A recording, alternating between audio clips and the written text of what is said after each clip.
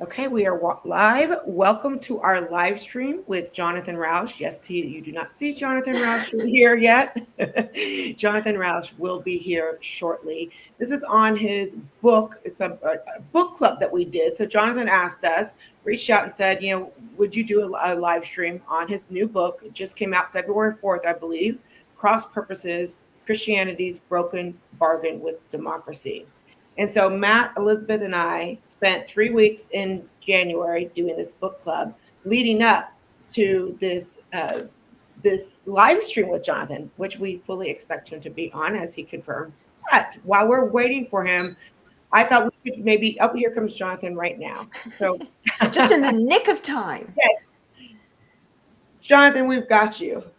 I'm sorry. Sorry if I made you bite your fingernails. My last thing. Well, we were bit just late. starting our introduction, so this is all great. Jonathan is welcome to our live stream. As you already know, I was introducing to our audience that we have done a book club. We got the privilege of getting your book in advance, and so you are very well aware of our book club as well. And I'm sure we're going to talk about that a little bit. I wanted to first tell our audience that if you are watching on ILV's YouTube or on X, you can type your questions into either, and I will get to them as part of this conversation with Jonathan. Jonathan, I had to start first. As you saw from our book club, I am Presbyterian, and I like to think that I often ask, what would Jesus do in my everyday, kind of interactions in life?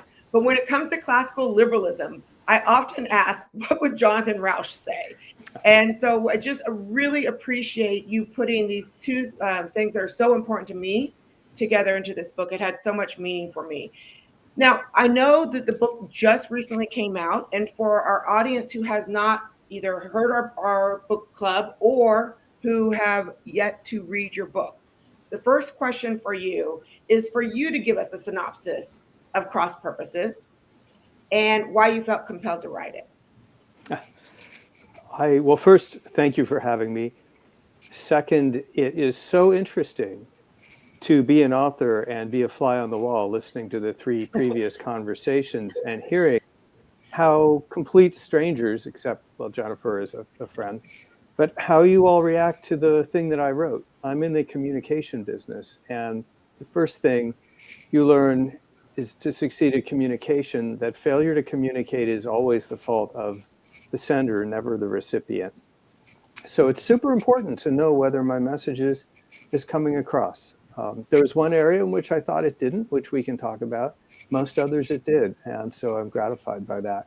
So my book says that America is becoming ungovernable in large part because Christianity is failing at the job that the framers assigned to it. And that only Christians can fix that, but that secular liberals like me need to help. And I wrote the book because everything's falling apart, and I'm trying to figure out why and what to do about it. And I came to the conclusion that, cell phones are a problem, and media fragmentation, and overparenting, and a billion other things, but religion's at the core of it as well. Jonathan, I want to start. There was one question I know that that we asked and that you had a response to, but I'm going to let Elizabeth lead with that question because that was one of the ones that she kind of we worked through together in our book club. So Elizabeth, you first. You're up. So I'm the atheist in the group. So we had this. So we had. I mean, as you know, we had a somewhat lively discussion sometimes, and I kept coming back to this, and it's something that I felt a connection with you, even though you might think that I misunderstood. But to me, I felt like, well, I don't need religion to have a moral core. Even though I'm an atheist, I don't need religion to do that. And I feel comfortable with, without religion and still feeling a sense of, of purpose or meaning, or I can find other reasons why I should make certain choices. So I kept asking, how are you reconciling this, what I read as a message in the book, that society needs a religion, but you don't, because you're also an atheist, right? So if you and I don't need religion, where I mean, to put it bluntly, where do we get off, sort of suggesting that society does need it? So it's such an important question, and this has been a leading source of pushback from my secular readers.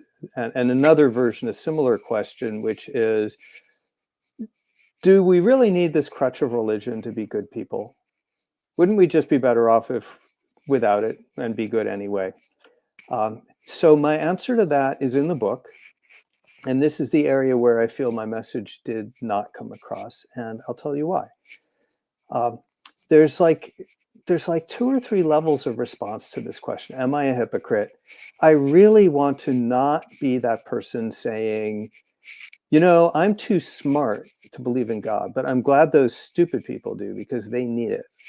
That is what I am really working not to say, and what I think I don't believe. So here's what I think I do believe. First of all, it can be true and not hypocritical that some things are good for society, even though not all individuals need them. For example, I'm gay, and one of the big arguments that was used against us back in the day was, well, if everyone were gay, there'd be no babies and the human race would die out. And the answer to that is, well, everyone's not gay and everyone's not going to be gay. If there is one trait that sociologists say is just about universal in human cultures, it's some sort of faith in the supernatural.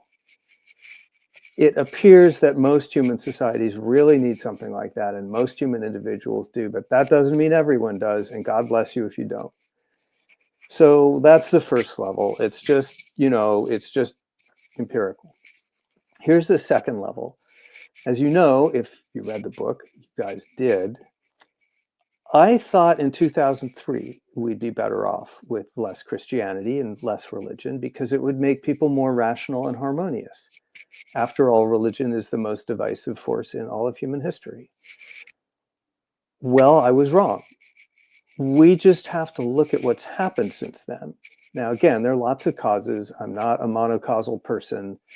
There's the cell phones and the overparenting and all that other stuff. But the period of super fast, turbocharged de-churching in America, which has really began this century, coincides with all kinds of social indicators going south. And those are indicators having to do with things like trust, connection, loneliness, depression, anxiety, even simple things like where you meet someone to get a date.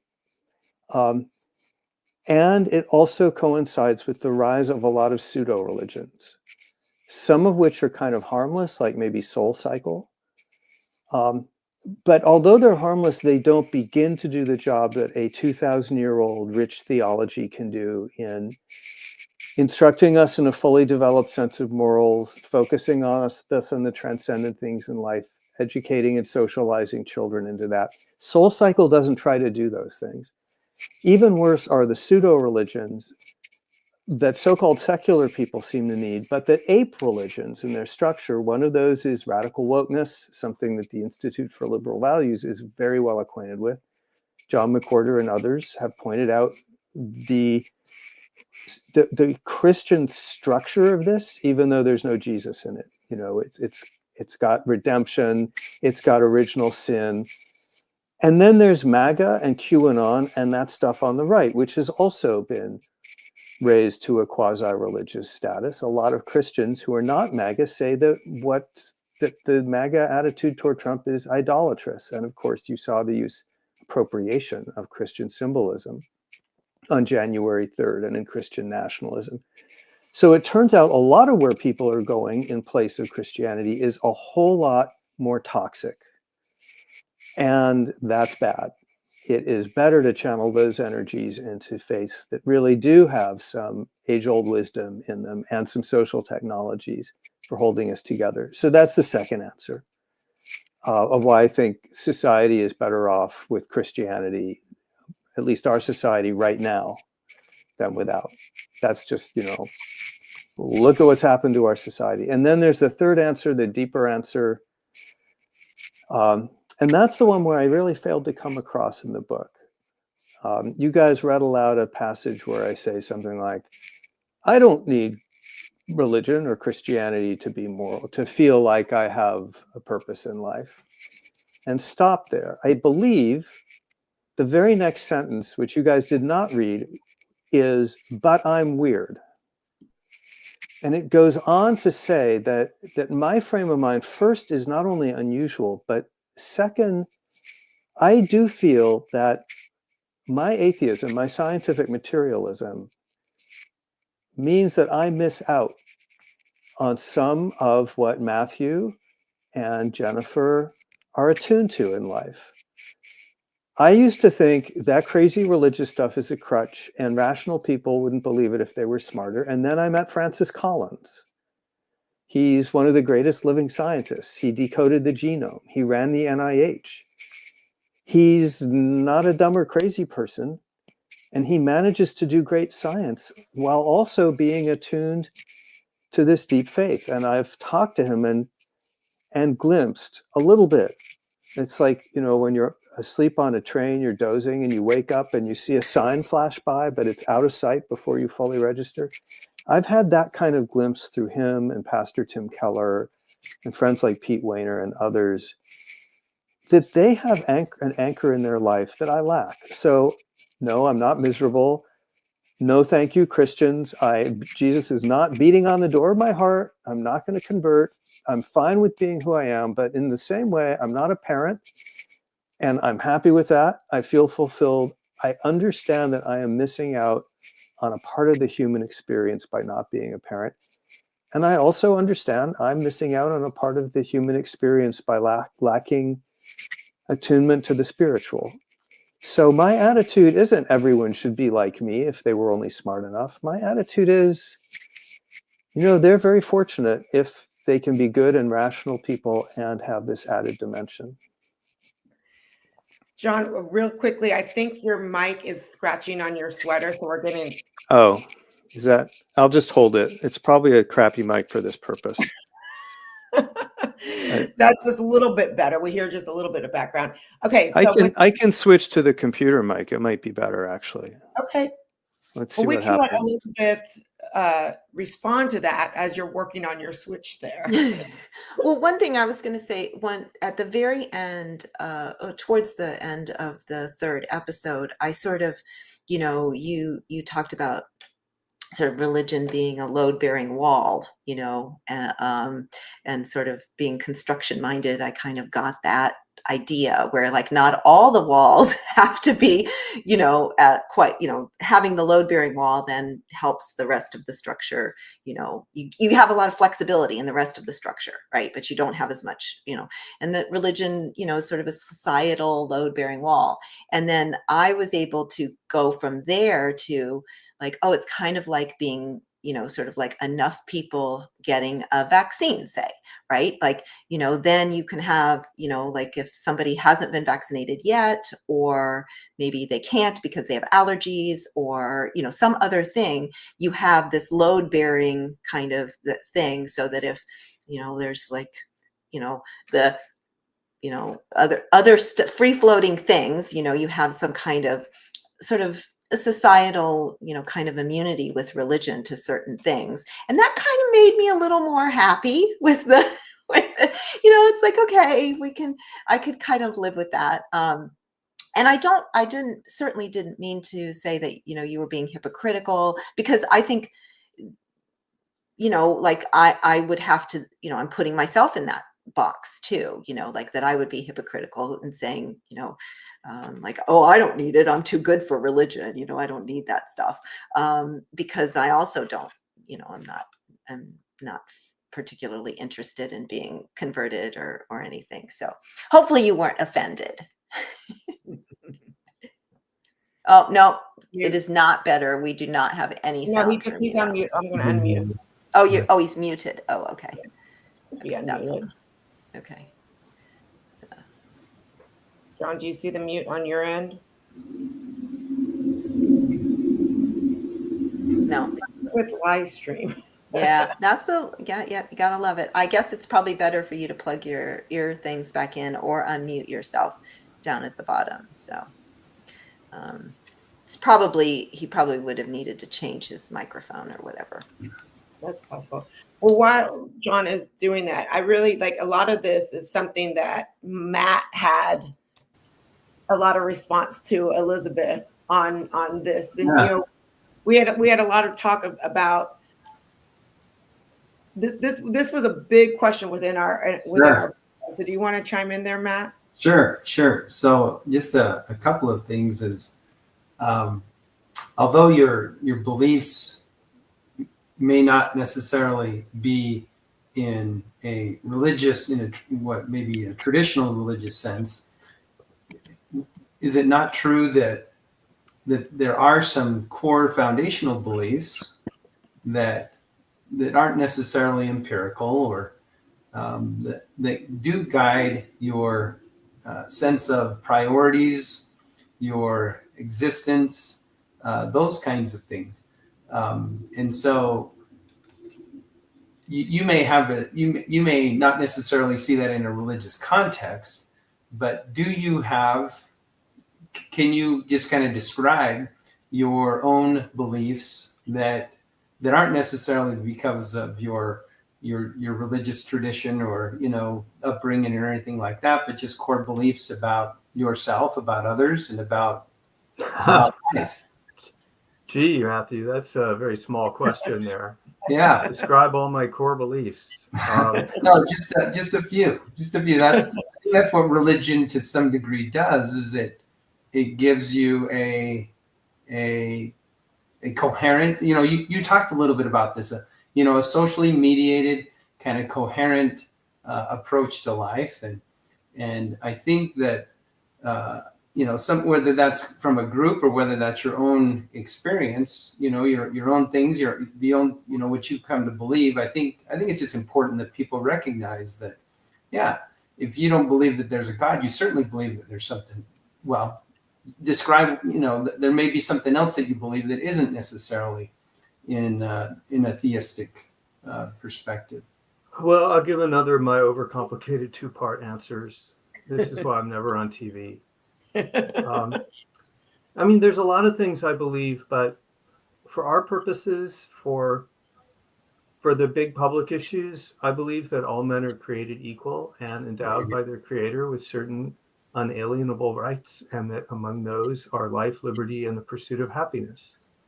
I think that's the greatest, or one of the greatest, moral statements ever made. I'd put Jesus' Sermon on the Mount on the same category. And maybe Martin Luther King's I Have a Dream speech and a couple other things up on that same podium. Lincoln's second inaugural address is up there for me. But if you had to boil it down, I'd say that Jefferson and the Declaration got it right. That's the fundamental creed of traditional, or as it's sometimes called, classical liberalism. All people are born free and equal, and with a certain inherent dignity that belongs to them as a natural right. Great. You can then say, and you're about to, I see that mischievous smile. Well, where do you get that from? I mean, why isn't that I'm glad that you listened. Why isn't that just an arbitrary belief? Why not just instead believe that people are created unequal and whites are superior to blacks, or, Aryans are superior to Jews? And the answer to that, here we get really into the weeds, so I'm sorry. Thank you. I'm going to bore you, but you like weeds, Matthew? Well, I like the discussion. I think I like where all right. So I'm a moral realist. Moral realists are people who believe that just as we never have a perfect understanding of material truth about the scientific materialist world, but we can approach it through an ongoing process of structured critical conversation and evidence and argument and discovery over a period through what's called consilience, where multiple different lines of inquiry and evidence all point in the same direction. The same is true of moral questions, that over time, debate and rational argumentation and the accumulation of relevant evidence and consilience over many different channels point to moral truth as well. And again, we don't get there in a final way. And we don't even get there this crisp a type of demonstration as you might get with measuring the speed of of sound, for example. But you do get closer to it. And that's why in a liberal society, which has open, structured inquiry and debate, you can always tell which way the tape is running, forward or backwards, because it's always going to be running toward more equality, more rights, more inclusion, more humaneness, more decency. If you look at authoritarian societies, totalitarian societies, they're a random walk. You know, if you look at the Roman Empire, some emperors were better, some were worse. If you look at, authoritarianism, French Revolution is worse than Louis the whatever, and then the French Restoration might be better. But it doesn't have the same sense of direction. So I believe that this process of moral discovery leads us closer to moral truth. Not all the way there. Unlike you, I cannot give you a firm anchor in absolute truth. Right. But like Elizabeth, I don't feel I need that. I feel it's enough to be able to say we're learning about moral truth and we're getting closer.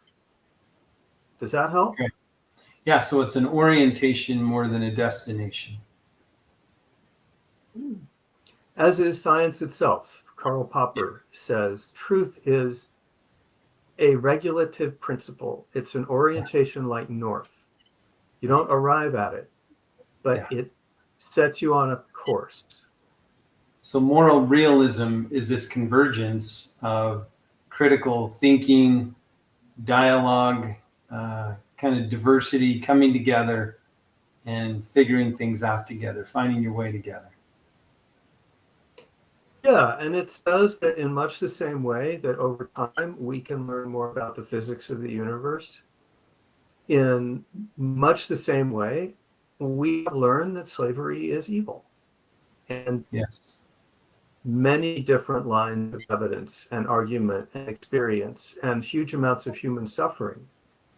And also a lot of political theory has shown us that. Same is true of equality of women. I think that's become an established principle through a lot of evidence that women were not inferior after all. That all the things that people used to justify those arguments were wrong. Same is true of homosexuality. Yeah, that's great. Moral realism. Thank you. That's very helpful. And where we lie on that is, I can choose to believe that there's something divine in that, and it's okay for others to believe otherwise. That's part of living in a pluralistic society.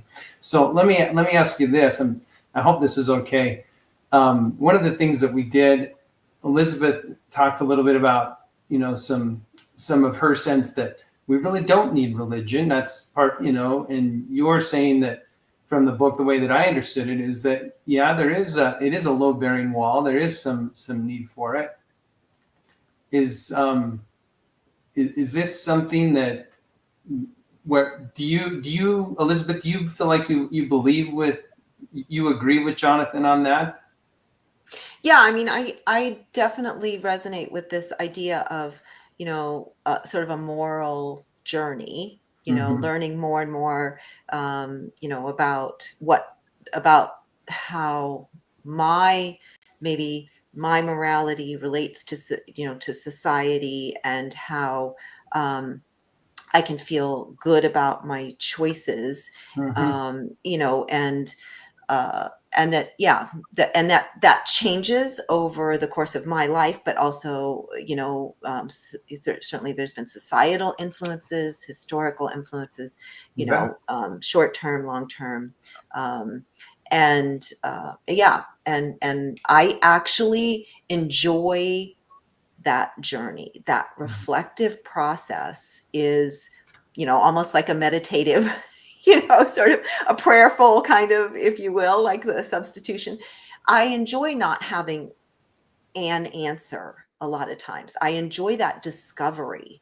And so, instead of, I'll just look this up and I'll follow this edict, I'll follow this rule. I kind of like the discovery process.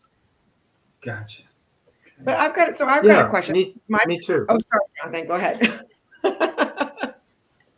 Yeah, me too. The kind of faith I admire in my Christian friends is not the dogmatic kind. The Bible says it, I believe it, that's enough for me. It's the kind that sees doubt as integral to faith and says you're not really faithful if you haven't experienced doubt and if you haven't been on an ongoing journey. Mm. And I don't really understand that journey the way they do, but I do resonate with what you just said. If I thought I knew all the answers, my life would not be interesting. Sorry, Jennifer.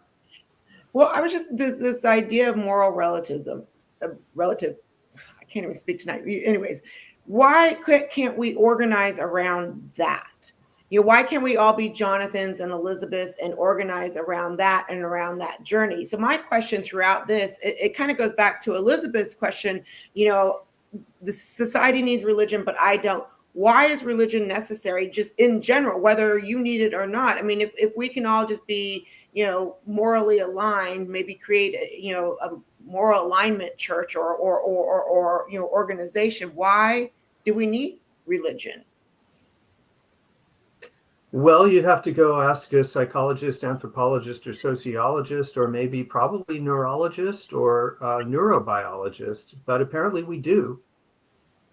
There's even a school of thought that says that humans could not have made the jump to reflective intelligence without some form of religion, because once you reach a certain threshold of intelligence, you become aware that you're going to die. That's probably not something cats or dogs really understand, and so that makes life easy for them, and their death comes as a surprise, probably. But it's something humans understand, and this school of thought says without some pretty much hardwired in way of coping with the fact that we die, the jump to intelligence would have been intolerable.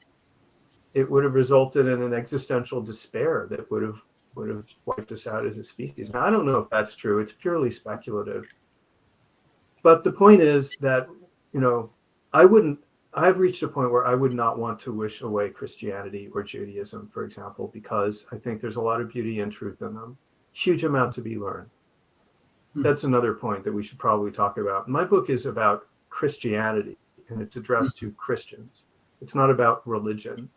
Mm-hmm. And the key hinge in the book, as you know, is the end of chapter 2, where I say that the three pillars of the teachings of Jesus Christ map onto the pillars of teachings of James Madison, mm-hmm. which means you can come at them from either direction and they're true either way. So another reason to be Christian is because it's true. And Christians tell me that, well, if Jesus didn't actually die and wasn't actually resurrected 3 days later, then none of Christianity makes sense. And I don't understand that position, because I think a great deal of Christianity makes huge amounts of sense, is a deep wisdom literature and a powerful shaping force for the better in human life, even if Jesus was not a God. So I don't understand that. So anyway, Jennifer, I wandered off the question. I don't know why we need religion, but we sure seem to. If you don't believe that, however, something that secular atheists like me have less problem with is I can then retreat to the softer version of my argument, which is, okay, even if you don't think religion is necessary, wouldn't you prefer that the religions we have be more aligned with the values of liberal democracy than with the values of authoritarianism and fear and hate? And they all agree to that. Yeah. So I'll take that if that's all I can get. Sorry, Bishop. No. It's beautiful. No, it's great. What do you think about that, Matt, though? Well, I like that you're coming at it from Jesus to James Madison. There is a convergence there. That's what you were just describing earlier in terms of moral realism, correct? Correct.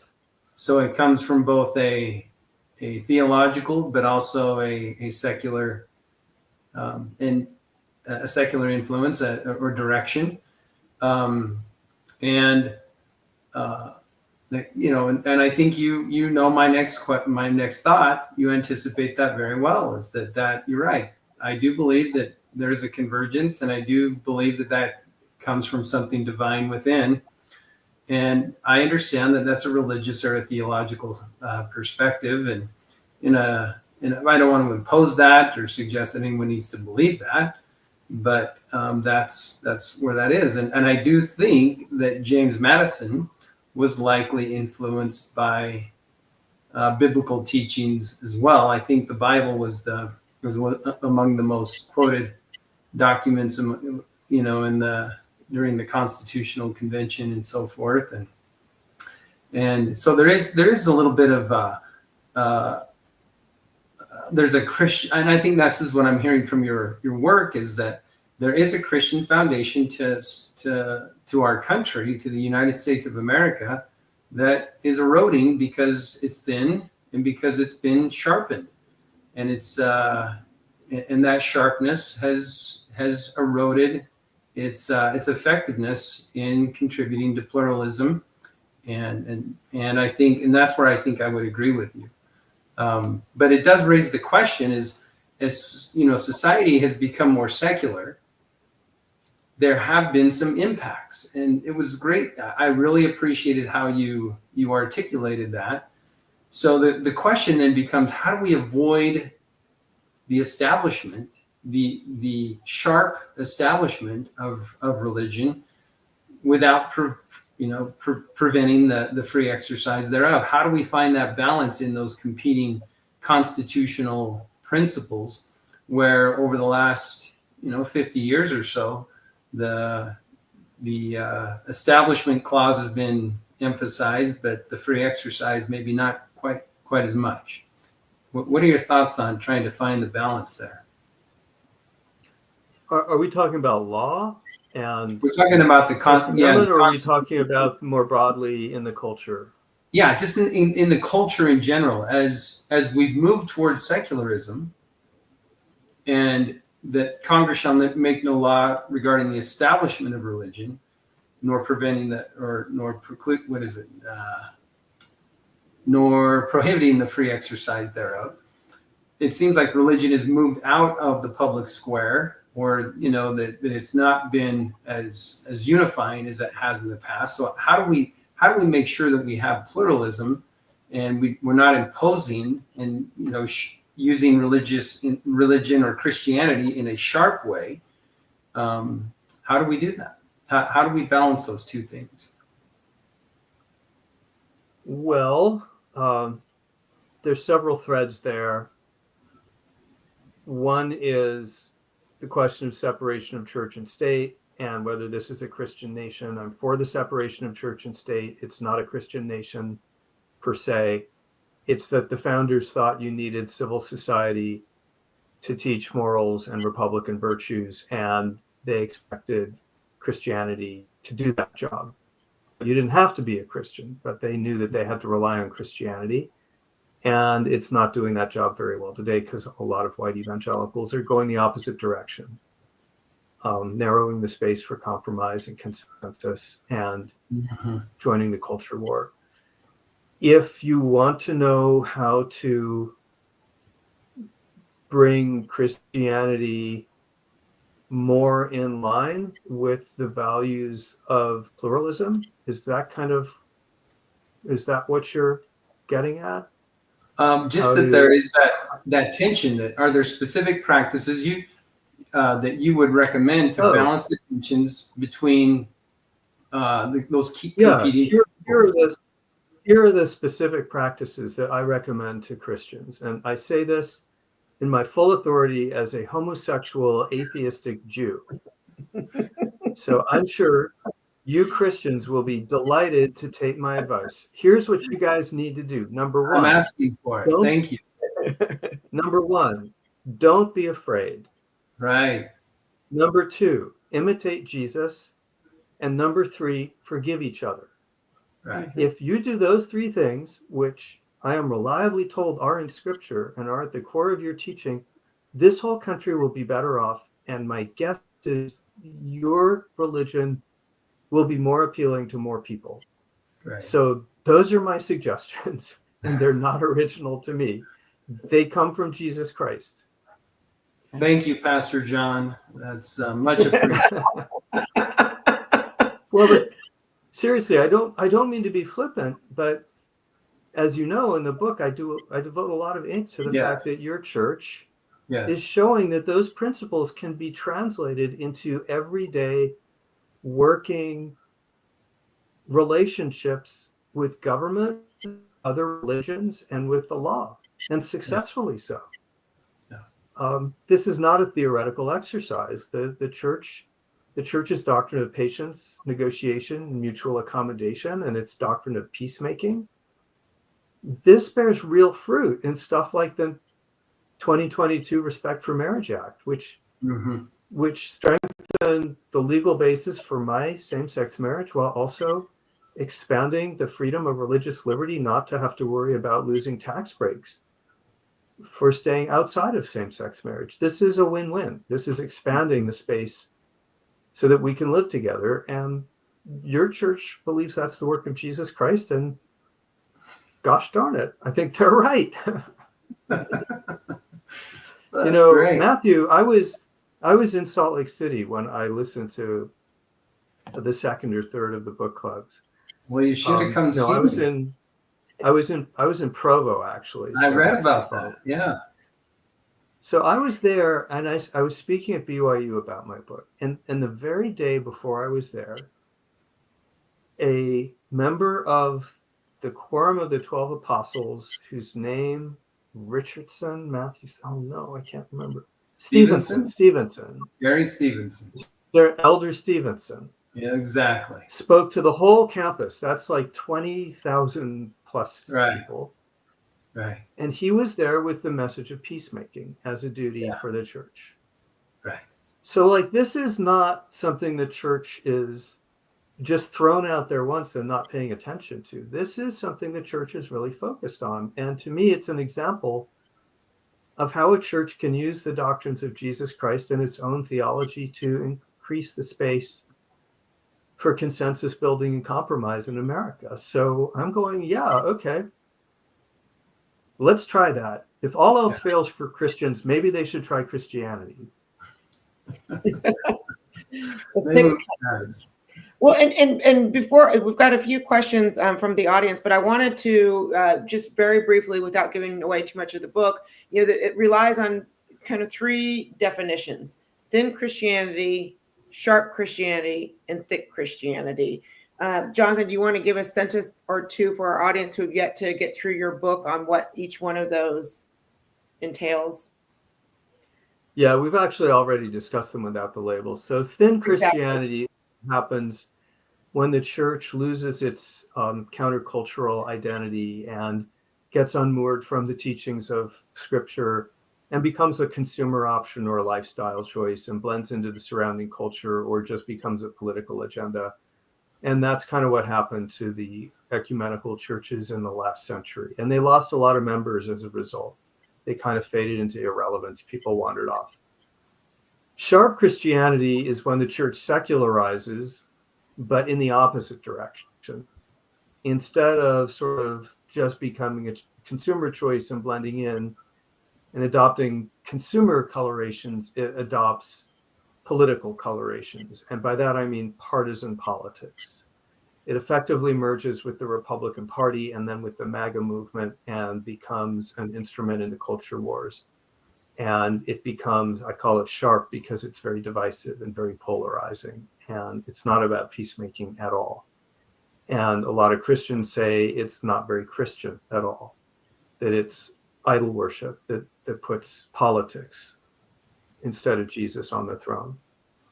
And thick Christianity is a Christianity that asks a lot of its followers and demands a lot in return and is rooted in Scripture and the Gospels, yet also coexists with non-Christians and works with them, as we were just discussing, to increase rather than diminish the space for us to get along together in a diverse society. So I'm going to give a couple of audience questions to you, Jonathan. The first one is, given rationalism, excuse me, I almost said nationalism, given rationalism with all its benefits, don't you think that religion with certain irrationalities nested in it because of dogma could at some point crash with liberalism as anti-dogmatism? Oh yeah, of course. This is a juggling act. The scientific world, by that I mean, broadly speaking, liberal secular world. That's, free markets and democracies and science and these other open-ended, decentralized, uncoordinated processes. And the world of faith, which is anchored, there are lines you can't cross. These will always be in tension, and they're doing different things, and we need them both, is my assertion. And we try really hard to keep their tension fruitful, but it's a battle. We see that now. Christian nationalism is a big and dangerous thing. There are surveys that find that it has deeply influenced 60+% of white evangelicals, and deconflicting that necessary relationship is really hard. And when it doesn't get done right, it can break into open war. Maybe not necessarily physical violence, but sometimes physical violence. It's happened. One other question here. Why does religion require any reference to historical worldviews? Christianity doesn't reference the pagan gods. It's enough for people to have some mental model for or answer to metaphysical questions. But that doesn't require Christianity or indeed any supernatural being. Let me see if I quite understand that. So if the person is saying that there can be articulated systems of morality that are not Christian or even religious, do you think maybe that's what they're suggesting? Why do we need religion to do that? Because also the follow-up question is, does your historical argument imply that Turkey needs Islam? So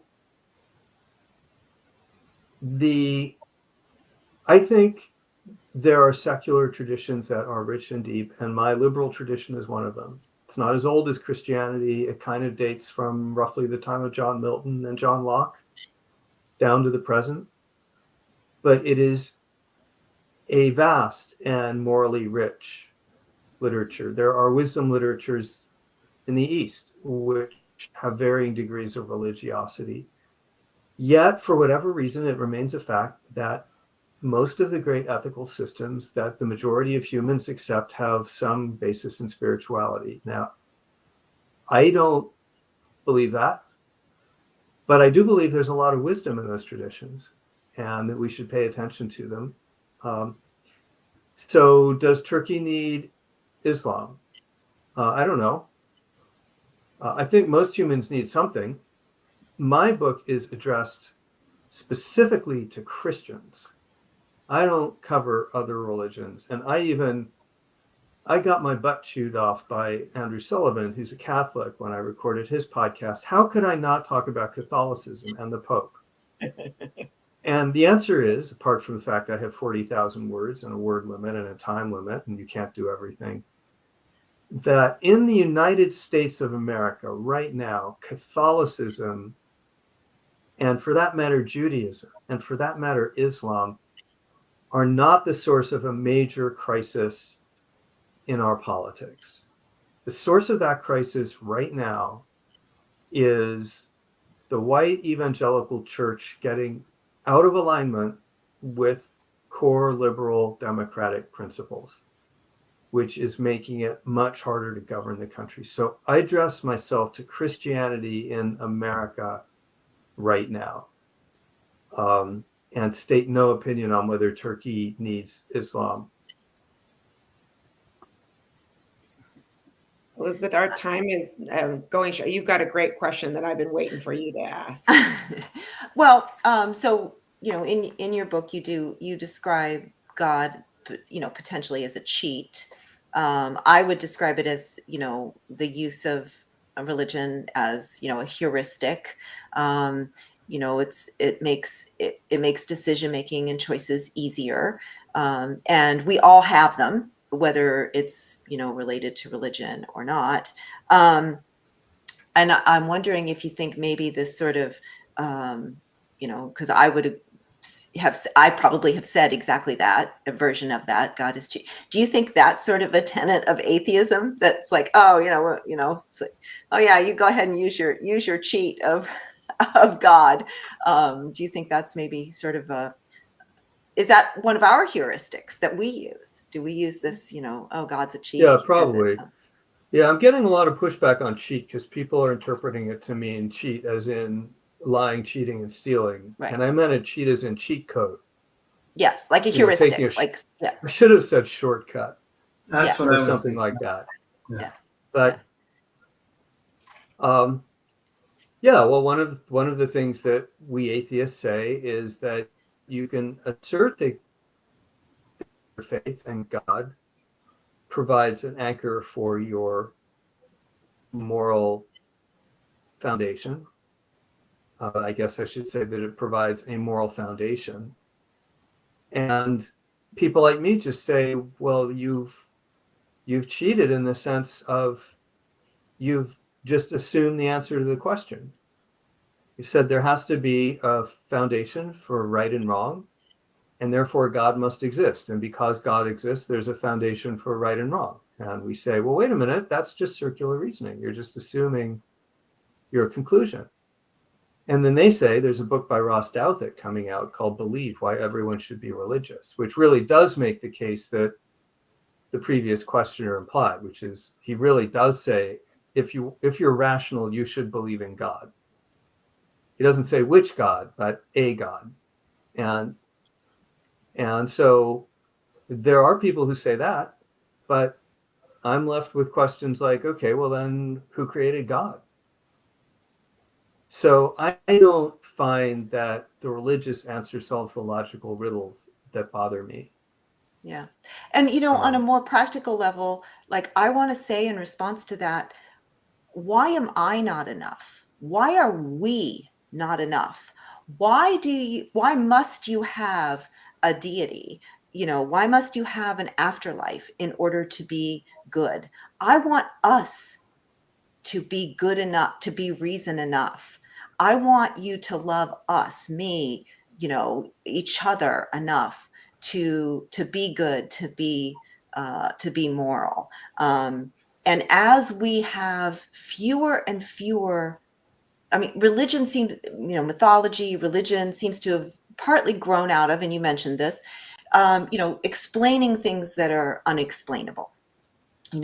And so when you can't explain lightning, you have, we have Zeus, right? And now we can explain lightning. And as you mentioned, it's like, well, we still don't know what an afterlife is. So maybe we lean into religion for that. But as we can explain less and less, maybe religion provides us with less and less, because we need fewer and fewer explanations for why some people get sick and, why some people die young and others live beyond, we think they don't deserve it, but they keep living, So yeah, like what I want us to be better to each other because we deserve better for each other.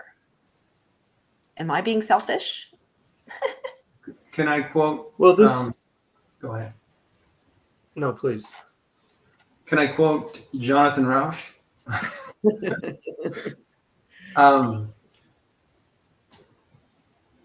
The claim that secular liberalism and religious faith are instrumentally interdependent, but that each is intrinsically reliant on the other to build a morally complete and coherent account of the world.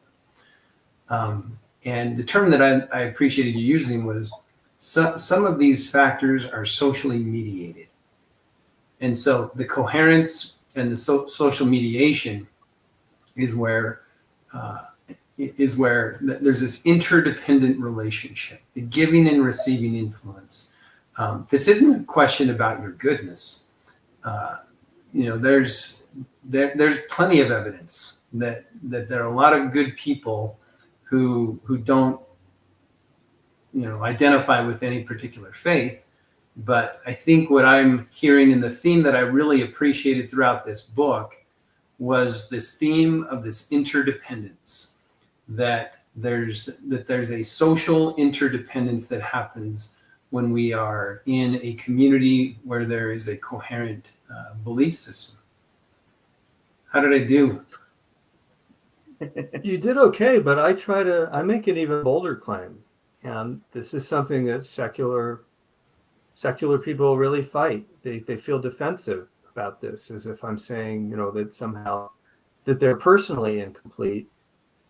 But I think that complete incompleteness is epistemic, or maybe even existential. All the great liberal thinkers have tried to answer the question, what is morality based on, that isn't just ultimately human taste or human culture? And is there a transcendent value in human life and in my existence? And they've tried, and they've done pretty well. Immanuel Kant was no slouch, believe me. Plato was no slouch, though he's not a liberal thinker. But they have not got that bucket more, I think, than 2/3 or 3/4 of the way full. They cannot give a transcendent purpose for human life, and they cannot give a firm, an absolute moral foundation for the difference between right and wrong. That said, I also say that faith is also fundamentally incomplete. It cannot give a coherent account of the material world because it relies on supernatural forces. And the minute you accept a supernatural force, you're in a world of epistemic chaos. Anything could happen at any time. There's no rhyme or reason to that. The second law of thermodynamics could turn itself off tomorrow if God feels like it. And it also can't answer the problem of evil and suffering. Why a good and omnipotent God would allow that. Free will gets you part of the way, but it doesn't get you to, smallpox and childhood leukemia and the tsunami. And why God makes it so easy for people to exert their free will by extinguishing the free will of others. And the most honest Christian I've ever met, Pastor Tim Keller, or right up there, told me he's thrown everything he could into that bucket of explaining evil and suffering, and he could only get that bucket 2/3 or 3/4 of the way full. So we need each other, is what I think. And there's nothing wrong with being secular liberal and an atheist. I am one. But I'm glad to live in a world where faith traditions can at least provide answers to questions that many, many people find satisfying and that are rooted in something I think is fundamentally wise.